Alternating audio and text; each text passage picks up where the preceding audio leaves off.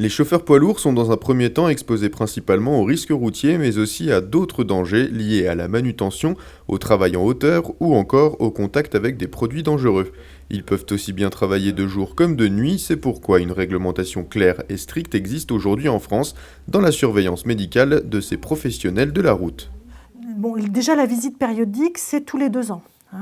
Et cette visite périodique, elle peut être, sauf pour les chauffeurs qui, par exemple, roulent la nuit, là, pour les travailleurs de nuit, la réglementation nous impose de voir les gens tous les 6 mois. Sinon, au point de vue suivi médical, les questions vont porter essentiellement sur la recherche de somnolence diurne, surtout pour les salariés qui vont rouler la nuit, mais aussi pour les autres.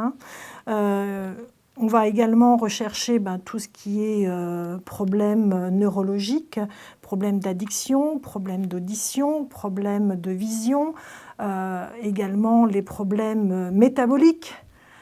On va chercher à savoir si la personne est diabétique, par exemple, si elle risque de faire des malaises.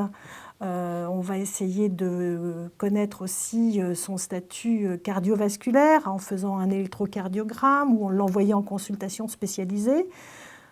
On a des réflexes surtout qui, d'après l'interrogatoire, nous conduisent à prescrire ou pas soit des examens complémentaires, soit un avis spécialisé.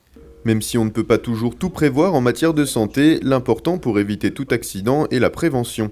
Au contact des clients et des fournisseurs, mais aussi simplement des autres automobilistes, tout un panel de formations existe pour être préparé à toutes les éventualités. Alors tout d'abord, la formation. La formation, évidemment, c'est le permis poids lourd. Et puis, si on prenait, par exemple, évoqué tout à l'heure le travail en hauteur, c'est une formation spécifique au travail en hauteur, surtout pour les transports avec citerne, puisqu'il faut monter sur les citernes pour brancher les tuyaux et vider et charger les camions. Ou alors, on en a parlé aussi tout à l'heure, c'est le transport de matières dangereuses, donc une formation obligatoire pour le contact éventuel avec ces matières dangereuses. Mais ils ont également des formations internes qui leur permettent de faire face à tous leurs risques collatéraux.